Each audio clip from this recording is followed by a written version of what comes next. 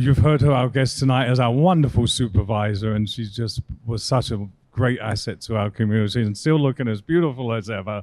Sophie Maxwell, if you'd come up, please.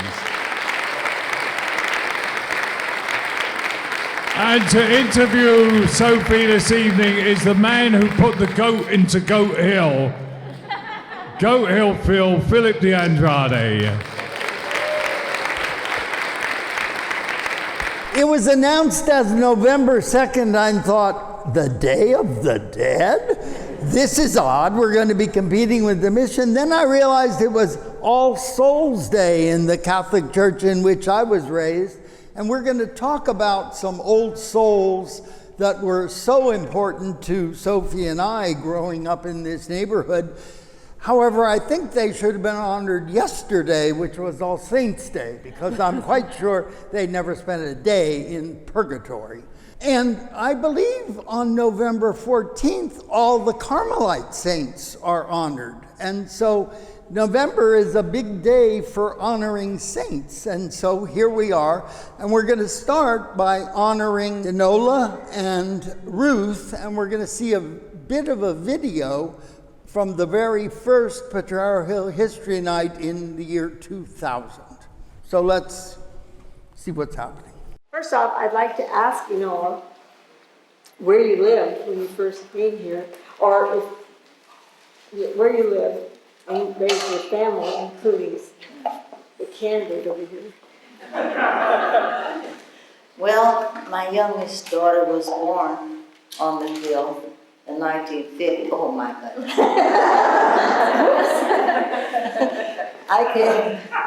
I moved here a few months before that. We lived in the Carolina Street public housing project. And that is no longer here. It's where the junior high school is now. But that's where we moved to. We first moved to. That's the Potrero Hill Middle School. Yeah. Those of you that don't know. Yeah. And what was it like? I mean, most of us think in terms of public housing as being pretty much mostly black and mixture of ethnics. Was it like that when you were living here? Or in that? Yeah, this particular housing was all black. They had different public housing. Public housing itself was not all black, but blacks lived in one area in one place, and whites lived in another area in another place, and browns lived in another area in another place, and yellows lived in another area in Chinatown. So they had them all over, but they had special. You know, it wasn't the integrated housing at that time when I first came. Things haven't changed much then. Well, I would say they have changed, because we do have black homeowners outside of public housing. At that time, if you wanted to, some people wanted to buy a house, but you couldn't buy a house, a white person on Potrero Hill. So there was no black home ownership, was not possible at that time, but now it is. So things have changed. It's a matter of fact. You can live almost anywhere, regardless of what color or race you are, but you just don't have the money enough. Still can't move there, but it's not the segregation, it's the lack of the down payment. And the monthly notice, you know. The first house I bought, I got the down payment, I didn't know about the rest of the stuff. The church is at Missouri and 19th, for those of you who don't remember that. But now it's called Goat Hall Productions, which is a theater company. But all of that church belonged to the neighborhood house. The church owned both properties. But were you a member of the church at that time when you were living here? Well, I used to be Baptist, you know. And then, you know, Presbyterians, rich and white, so you didn't belong to a Presbyterian church if you were black.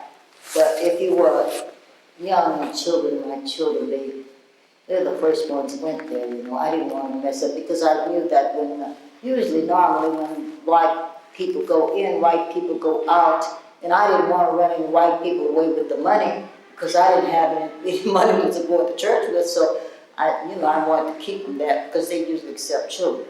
But my kids went there to Sunday school, and they joined the choir. And my son was the first card-carrying member of the Potrero Hill neighborhood house, because they too did not accept black people. They didn't accept Jews either, Ruth. They weren't that discriminating. Do not account.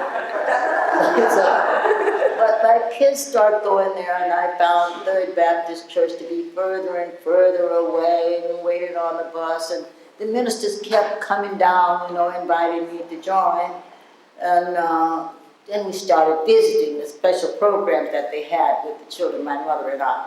So we went visiting, we kept visiting, so they told me, what is that? I didn't see any rich, wealthy white people. So I was, my God, these people don't look like they have any money either. So I decided, well, maybe it wouldn't be nothing they would lose if they haven't to leave. It wasn't many members or nothing else. So I decided that if I was going to church at all, I'd go to that church, because it was right up the hill from where I was living. And Third Baptist was, a long, long way away. So we were persuaded to join. Now, I almost didn't join because, these Presbyterians, they believe that, everything that, whatever happens is God's will, predestination and stuff. So we have these meetings before you join the church. You have to meet and talk about things.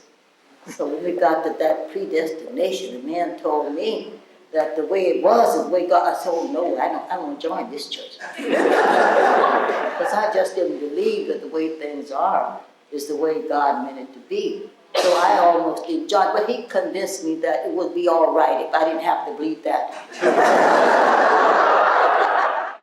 Black Panthers. Well, they used to give breakfast all over the city, all over in the schools. And then sometimes they had all these trucks and things, and they would bring in food to distribute in the community. So we call ourselves a food conspiracy. And they would bring in food every week and distribute it to the people in the community. And we, I tell you what the people did. They asked me to be their spiritual advisor. Yeah, I really didn't want to be their spiritual advisor because I didn't believe in violence. Martin Luther King type of person, I told them all that, and I didn't believe in violence. These guns that they'd taken, everybody knew where they came from, and they'd come back and get them whenever they got ready. And I tried to get them involved in politics and things, which is a few did. But they kept on and they insisted I become that spiritual advisor anyway. And you know what I did? I got kind of glad and happy about that. First time, next Sunday morning, I got up in church and announced that I was the spiritual advisor for the Black Panther Party. Well, you see, our church really was a different kind of church by then. It was except a Christian type. Jesus Christ, whosoever will, let him come,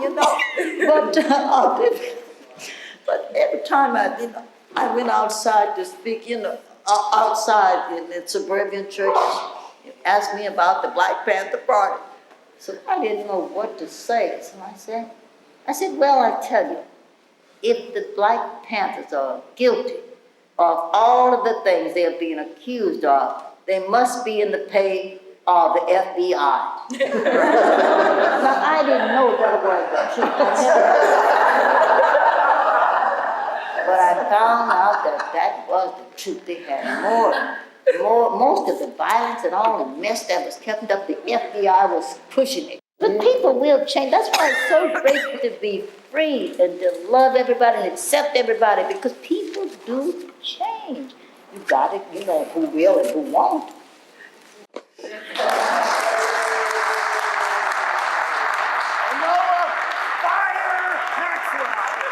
What a great night that was. Sophie was sitting behind Enola, and I, of course, introduced them, and the two of us learned from those two women. What was it like growing up with Enola Maxwell? My goodness. It was big. My mother was so different. She would say, my grandmother would say, who did this? And my mother would say, don't answer that, don't incriminate yourself. And she'd say, Lena, don't ask them those kind of questions. You're causing them to tell on themselves. And so she was really a different kind of person. And she was little and kind of sickly, but so powerful and so strong. You know, and she wasn't a kissy huggy, but you knew we were priority. And if her purse was laying on the table, you just go in. And she'd always have cookies or something because she didn't eat a whole lot.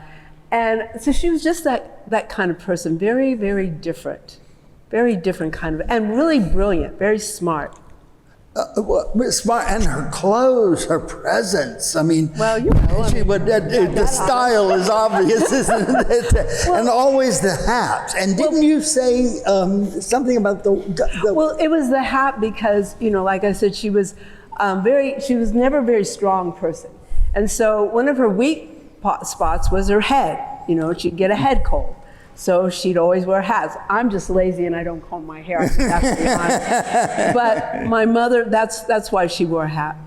I read somewhere that they met working on the avoidance of a freeway through Golden Gate Park. Is that? Yeah, well, I don't know. Some of you may remember the Panhandle. They wanted to put the freeway through the Golden Gate Park. And so we lived in the Haight-Ashbury at the time. And so my mother and a number of Sue Bierman, and they were all friends, and a lot of other people. Willie Brown at the time lived in the Haight-Ashbury. And so we said no. Terrence Hallahan lived in the Haight-Ashbury. And so they got together and they said, no way. And that's one reason why I believe in democracy. That's one reason why I believe in the kind of system that we have, because they turned it around. They turned it around. Those women and those men and people said, no, we are not going to do it. And we're all happy about it. Now, you yourself were born on Potrero Hill. I was. Right where my mother's school is now. The Enola Maxwell School of the Arts. Isn't that interesting? I tell you, she is really special. So you grew up on the hill, or you grew up somewhere else? On the hill? Basically, my mother and grandmother bought a house in the Mission on Harrison Street. And I think I was about 3 or 4, and that's when we moved. Wow. And then Well, it wasn't a house, it was flats. They always bought flats because they said they couldn't make enough money. And the flats always, you know, they used that income. And so they always bought flats. And then you moved into the Bayview. No, then we moved into the Haight-Ashbury. Oh, it was Harrison first, then the Haight. Yeah. I mean, those little girls were on the move. I'm telling you, they had a plan. Your grandmother was here first. Yes, in San Francisco. And had the little red door. Well, that was after my mother was at the neighborhood house. There was one way of making money. Yeah. So they made money for the neighborhood house. So they did that. So, how about Sophie? What motivated Sophie? Why are you in politics? Why did you run for supervisor? Well, I'll tell you, I ran, it wasn't because everything was wonderful and, you know, I decided to do that. But my son came home one day and he said, Mom, look at this lump right here. And so I did. And we found out that it was Hodgkin's lymphoma. And I had filtered the air, filtered the water. He had gone away to boarding school in Utah. You know, and I was just kind of like floored. And at the time, they wanted to build a new power plant in Bayview. And so going through that, I said, when that happened, I said, look, Cancer, you messed with the wrong mother's son. You messed with the wrong mother's son. And then I got busy and I wanted to make sure that no other child or mother had to go through that we were about fighting it. And so I joined some organizations. I can't remember the name right now. The Project Area Committee? Yeah, well, no, that was later. But I joined some other organizations, and we were fighting for the power plant. And then the redevelopment agency came in, and they, because of what they had done in the Fillmore, now they had to have people from the community. And so I went out. You had to have people to vote for you to be on the Project Area Committee, and it had to be businesses, churches, people from every part of the community. And so I went out and I knocked on doors, And to my surprise, people voted for me to be on the project area committee. And so we began work. It was about trying to make Bayview better. And for us, better was not losing people. Better was making better the people who were there, making things more convenient, getting rid of power plants and sewer plants and, all the plants that don't grow. And that's what we were about. Did you work with Toye during that project? Toye Moses, yeah, many folks. Yeah. Yeah, and then after that, we were finished. It was a project we had so much time. And so we had a book about this thick. And so we said, well, what is going to happen when this goes to the supervisors? What is going to happen when it goes out of our hands to City Hall? Somebody has to make sure that what we wanted was there, was going to be. And so I, for some reason, and I don't know to this day, my hand went up. And I was thinking, what in the world? What am I thinking? What am I doing? But I did remember that my mother had run for supervisor, and she had run for the Board of Education. And so I guess that's what it came from. And there I was. So I've known your work for environmental justice. You've also worked for economic development in underserved communities, resources being shared properly, public resources being fairly shared among the community. What is the most important thing you worked on as on the board? Well, I think that many, but my mother always never believed in poverty. Yeah. She said poor people could not afford to be ignorant, and that poverty was something that they should never own. And so I start working then on, I was an electrician. I maintained and repaired the electrical systems on trains. I was going to get a divorce. My husband didn't know. I hadn't really told him a lot about that yet. But I was thinking, he couldn't, he was a teacher and didn't know how to do anything. He didn't know how to work on houses. My mother and grandmother always did their own plumbing, the electrical. My mother would read the book and my grandmother would get the hammer. And so, and I remember having this man, he came to our house, he was an electrician, and he was kind of clean, and he charged a lot of money. And it was women in non-traditional jobs. And I thought, you know what? I'm gonna be an electrician. I can still have my nails, I can still do whatever I want, and it's clean, and you can go anywhere in the world and be an electrician. Now, people may mess with the plumbing, they may do a little carpentry, but when it comes to the electrical, it's, oh honey, hire an electrician. And so I decided that that's what I was gonna do. And of course, when I told my husband, he said, oh, no. How could I be a teacher and you're an electrician? I said, well, I will make a heck of a lot more money than you will. And so, things progressed, and luckily we, parted amiably, and I became an electrician. And because I didn't just want to make it, I wanted to live. I wanted my son to be able to enjoy a lot of different things. And so that's why I became an electrician. And then, having done that, I realized that women needed, and people, we needed to do, that's a good work. You can go anywhere. You can be a lot of different things and still have done that work. And so I think one of the things I did it's called City Build. Oh, yeah. And City Build was about the city. Any contracts that we had, you have to go through the City Build. And that was, we were training electricians, plumbers, and anything that you needed. And so City Build became, I remember I got the money through, and the Board of Supervisors, and there's all kind of ways to get money. I mean, you can get money, when I was on the budget, you can put money aside for this and money aside for that. And so we put money aside, $700,000, for this project. And so I went to Gavin and I said, Gavin, this is called City Build, and here's $700,000. All the members of the board were with me on this, and I took it to Gavin, and he said yes. And at his next city, State of the City, he mentioned that program. And now I go to stores, and I used to go to their graduations a lot, And people would come up to me and say, I know you did City Build. I'm in City Build. And women would be in City Build.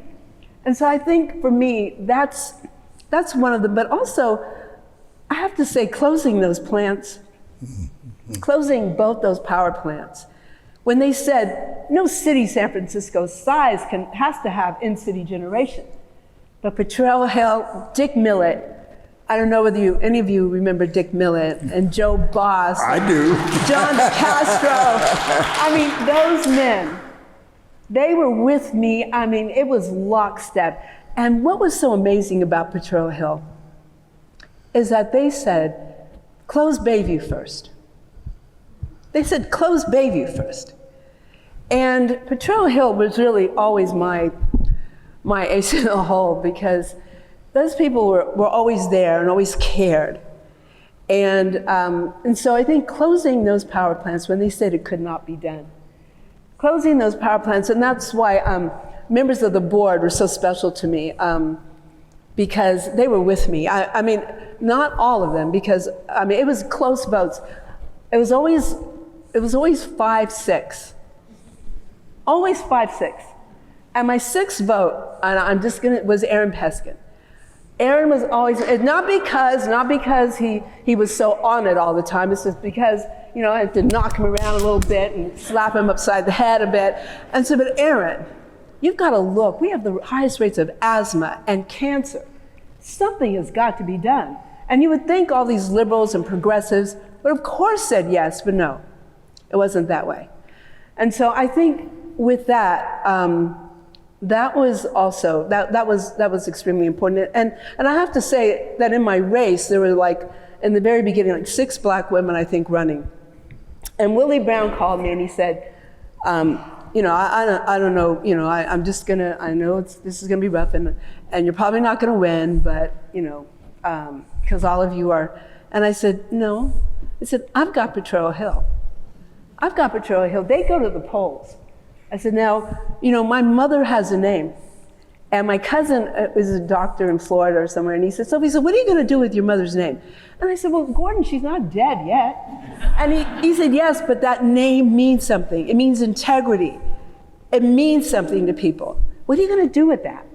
And so I thought about that. And that's what I had. I had my mother's name and I had Potrero Hill.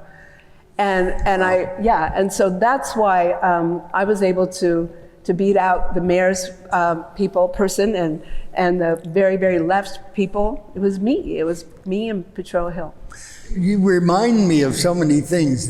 That whole notion of Enola that you can't have poverty and the love of God at the same time. She was raised Baptist and then became a Presbyterian. And she said to God, you know, I can't believe in you and have poverty, so I have to give up poverty. That's exactly what she said. This is great. This is a wonderful thing. And then I remember the power plant fights, and I remember Potrero Hill being together with you very strongly, and I remember your lead in that fight, and we won. We won, and there were lots of people, like I always tell people, I was being pushed and shoved by all these people behind me. All these women who said, my child has cancer, my child has asthma, and all these children that I saw, and my own son, who we lost that battle, but not before. I will never forget seeing him sitting there when I was sworn in. If I had known that he was going to die, if I had known that, I probably wouldn't have won.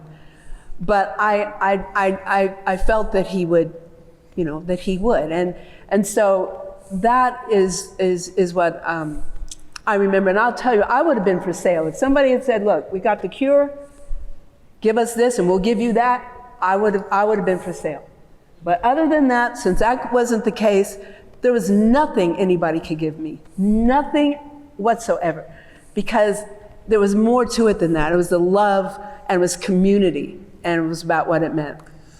It's also, I've heard, that you brought civility to the Board of Supervisors, that there were all these fighting. There was Ellsberg and Chris Daly, and there was quite a bit of battling going on. And I have to introduce somebody very special to me and special to this church, and that's Gloria Young. Gloria Young Gloria Young, I don't know whether you know, but she was clerk of the board. And she was the administrator. She was just so special because she kept everything going. A lot of us didn't know anything. Gloria knew more, and if she didn't know, she knew where to find out. And so she had been, I don't know whether you all know, she had been an elected member of the Board of Education down in Palo Alto. And she'd also been part of that administration. And so when she came to San Francisco, we were really, Tom Amiano, I think, was the person who chose Gloria, and we were given a gift. But I remember the boys were arguing, and they were cussing and fussing, and it was a Tuesday, and everybody was there, and I was sitting there thinking, universe, give me the words. Give me the words to say. And so I stood up, and I said, gentlemen, let us be about the people's business. And everybody they all started clapping, and when I said, gentlemen, what did they have to act like? They had to act like gentlemen. And so it all kind of fizzled down, but that was really a very special moment. And the people that were there for their business were really, really appreciative because, they could get into it over silly stuff. You know what I mean? Just, really silly stuff. So you ran for the Board of Supervisors without the backing of the power sources in this city. And your mother, Enola, ran for supervisor without the backing of then Phil Burton, whom we understand got Doris Ward for us. And my, of course, greatest regret in life is that I ran against Enola in that same race.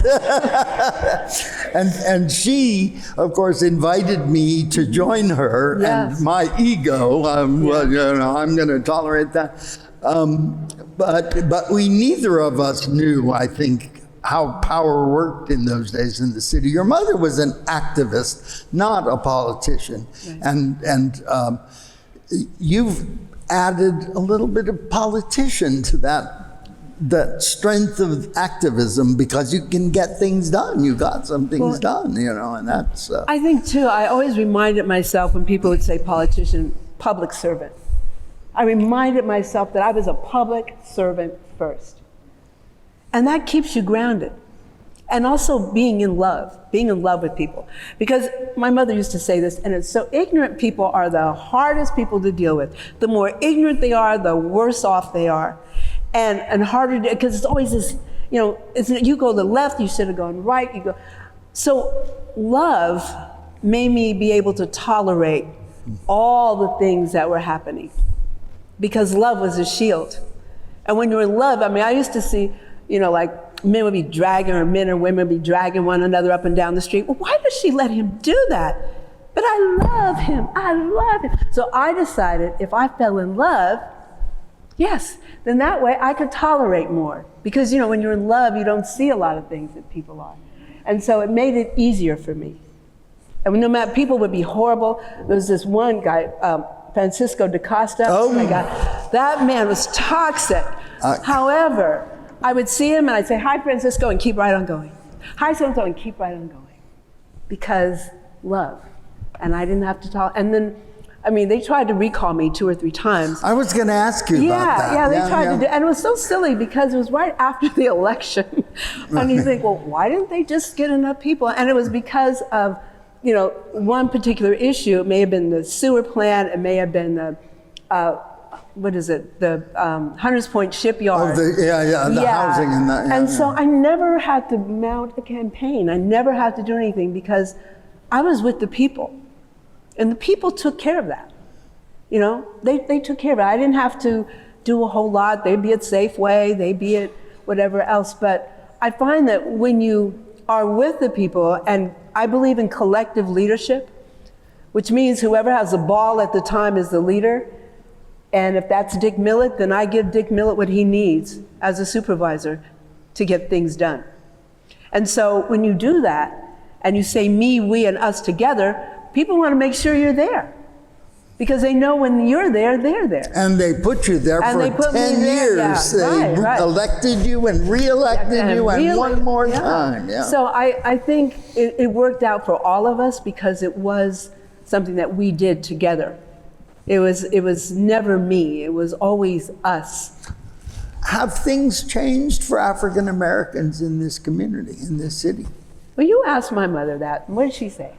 She said, yes, things have changed. And no. And no, things have not changed. Yeah.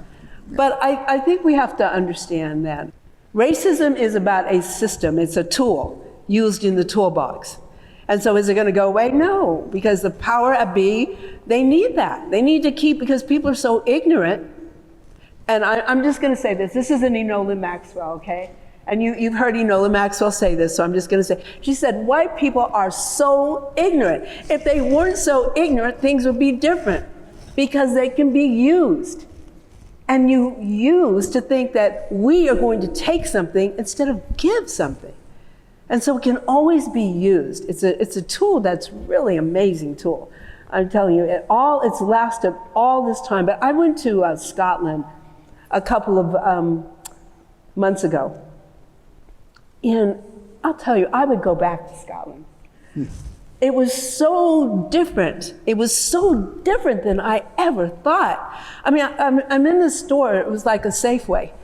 And these two black women come in, they had, braids and nails and, and I'm thinking, and my friend, she was black, we were visiting a couple that had moved there, a white couple that had moved there. And she and I were going like this, we hunched each other, and we were hunching each other every time we went somewhere. We saw these little curly head kids coming from school. And then when we went to little towns like Bewley and a town like Dingwall, there was black music playing in the stores. And they were humming and singing, and they knew everything about Kamala, they knew everything about what was going on. I've been watching BBC ever since. Because these people knew everything that was happening here. And they were saying, look, tell Kamala we got her. Tell her we'll vote for her. And what is wrong with you people? They knew everything. I just got back from Portugal, and, and they're more concerned about the current election than a lot of people I run into. But now you have to tell me about working with Kamala. Oh, yeah. Well, Kamala was the DA, and I was on the board. And so she'd come in my office, and we'd say, close the doors, girl. And we would just talk about, the city and what was going on in it. And so Kamala has just grown so much. And Aaron went to school with Kamala, in the second and third grade. And so when she went up to Sacramento, he and I went up and we surprised her. And she said, oh my God, and I think what's so great about it is that not only will I know the president, but the president will know me. Okay? The president will know me. And so Kamala is thoughtful. She has grown. And when I was on the DCCC and she was running again, she's just grown so much. She has grown so much, and her heart, and her mother. I knew her mother, and I was on stage with her mother. Her mother was she was almost like mine. She was a little bitty woman, but she was feisty and smart, and she was an activist, So Kamala and her sister was brilliant as well. She was a professor down in Santa Barbara, and those women were really very special women. Very smart, very talented, and very ethical and moral. Any advice for the next mayor, the same one or a new one? Well, okay. My friend Gloria she is so wonderful. She said, now sit in that seat, sit over there, and do this.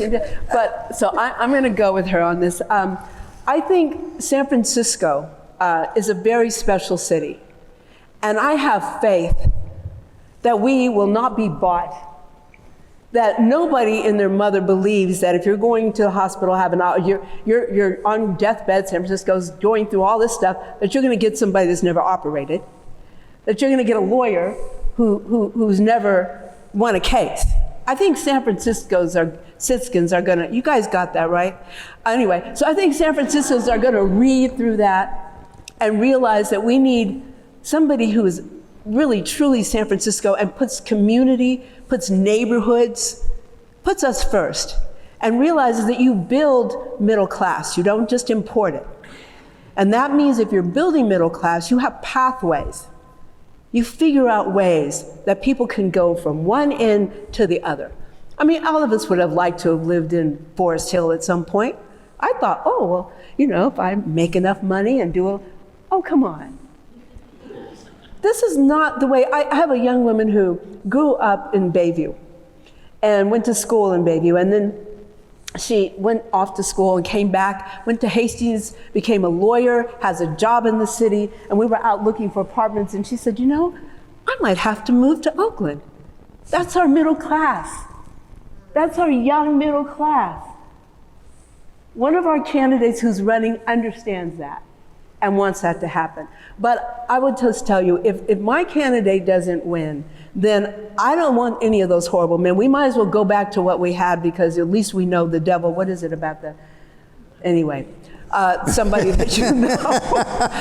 and so I didn't mean that way, because I think, when I think of this young woman who has come from the projects to be mayor of San Francisco, that's saying an awful lot. Absolutely. That's saying an awful lot about us and about her. That's saying an awful lot. And so I think we need to be proud of this young person, this woman, that we grew up from poverty projects into middle class. That's the San Francisco. That's a special. I will forever be in the annuals of San Francisco. I will forever be there. And I grew up in the projects. And I went to school here, and I was an electrician. And that's the America. That's why I fight. That's why I believe in democracy. And I believe in this country, and I believe in this country. And we've got to believe until we can't. The election isn't even over, and some of you have given up. We can't do that. Because we know who we are. We know who we are. And we know who she is. And we definitely know who he is. Any questions? With that? You had one. Oh, yes, good. Yes. Well, I was on the PUC, the Public Utilities Commission, for a number of years. And then I just, I said, enough is enough. But people, just let me, thank you for asking that. Water is the most important thing. You cannot make it. Water is the most important. I've been all over this California, the desert, Palm Springs, and other places on this. It's called the Education Foundation. And so I educated myself being on the PUC. We have got to be smart about water. And yes, it's going to cost, and it should. We cannot continue using it like it doesn't cost anything, because you can see that it does. We're surrounded by water on 3 sides. We know the importance of water and sea level rise.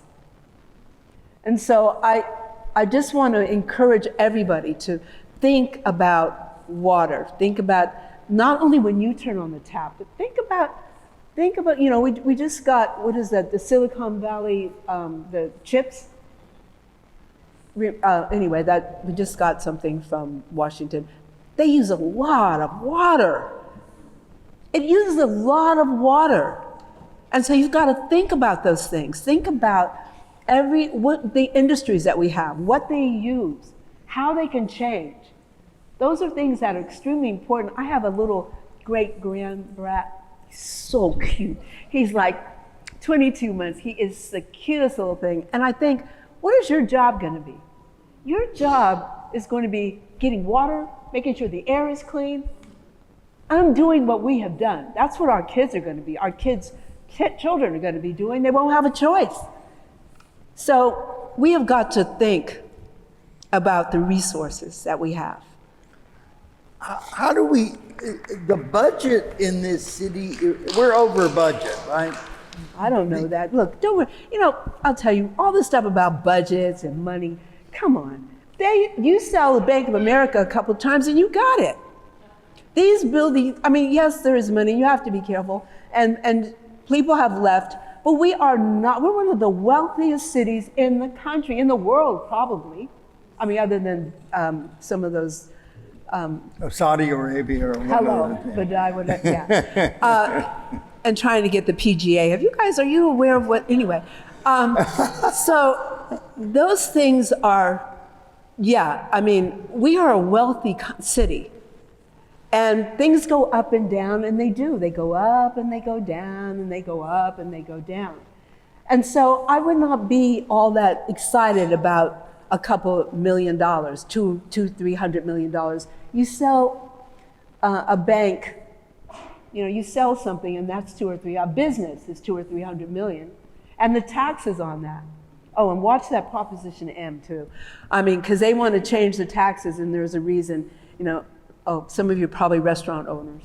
But anyway, so anyway, I think we need to know a little bit more about our finances, and we're really pretty much okay. Have you ever confronted directly corruption in this city? Has it come to you? Have you seen it? Well, in certain ways, I think so. You know, you don't always know it when you see it. No, it's hidden. Yeah, but afterwards you say, "Ooh, what was that?" You know, and so I think for the most part, our career directors and GMs, general managers, they are good, well-meaning people. Most of those people are not thieves. They don't do a whole bunch. None of that. Some of this stuff may happen, but most of it is out of ignorance. It's not, because you can't care. You don't wait for an opportunity to get city money if you want to be a gangster. You don't do that. There's so many easier ways to do that. Ask Trump. He can tell you a whole bunch of ways to do it. But being a city, working for the city, is not one of them. It's an honorable job. And you have to care an awful lot about the people you serve. And it's a service. Most of the people that answer your phones or do the work that they do it out of service. It's a service. And so I think our city workers we have some of the best. We have some of the best, and we have to understand that. A couple may do some things, but even those, and I will have to say, just like the general manager, Harlan Kelly, Harlan was a career, he started in this, he was the city engineer. He redid City Hall. You know, he redid so many things. And he got hung up, but it wasn't, he and his wife were making almost $1 million, and they got him for $1,200? A lot of us realize that a lot of it is racism. And if it had been anybody else, it would not have been brought to the forefront, because it just wasn't enough. And so it's that. I think the isms, the racism, sexisms that I've seen have been more so than. What are you most proud of? Well, that I'm a San Franciscan, and I'm very proud of that. And I'm very proud that so many people that from San Francisco, Gavin is governor, Kamala is about to be president. You know, I mean, Nancy Pelosi, Dianne Feinstein. San Francisco is special. And once you've been through this ringer, you can do anything. And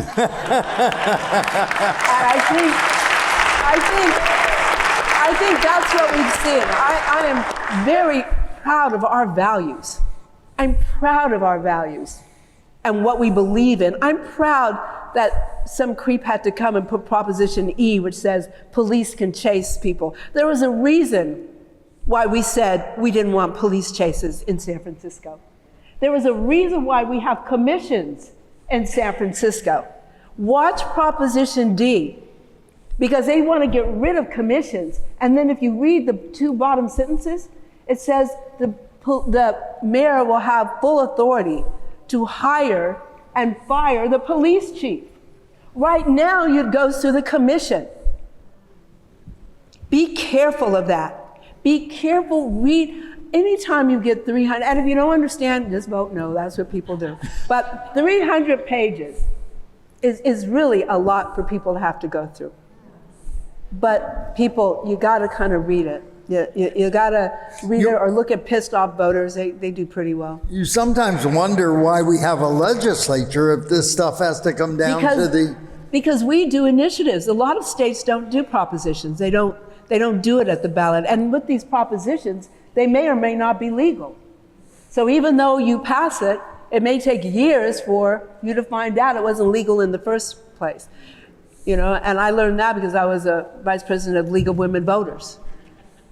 And so, but who else was? How many people know that? How many people, you know, it's just not fair. It's not fair to do what they're doing to us. It's just not. So a lot of people are voting no. She is her mother's daughter. This is Sophie Maxwell. You know the spirit. You see her there on the screen. There's that bright smile and the power and the action and the force. Thank you, Sophie Maxwell. And thank Peter and the project. Thank you all for being so, Peter is so amazing. What a gift he is. What a gift he is for all of us. Thank you. I think we're done. Thank you. And you lead me directly into my next responsibility, which is passing the basket on behalf of the Archive Project. And we need to support the work that Peter has done. Yeah. I just want to say one more thing that Sophie should be very proud of. There's a new building going up at the power station. Yeah. And the name of that building is the Sophie Maxwell Affordable Housing Complex. Thank you. And we're very honored Thank you. Thank you. that building is named after Sophie. Now dig deep, folks. We got to keep these events going. We can do this together. We don't want to hear coins. We want to hear the rustle of bills. Stick around for Patrick and the hula performance. We've talked a lot about the Archive Project, which puts tonight together and has kept our history alive in a very special way. And we heard about Avenue Greenlight. And they can only go so far. If we want to keep this alive, we have to support it. And there's no better way to support it than putting a little bit of something into these boxes as they pass along with you. That was really fun, Sophie. Thank you.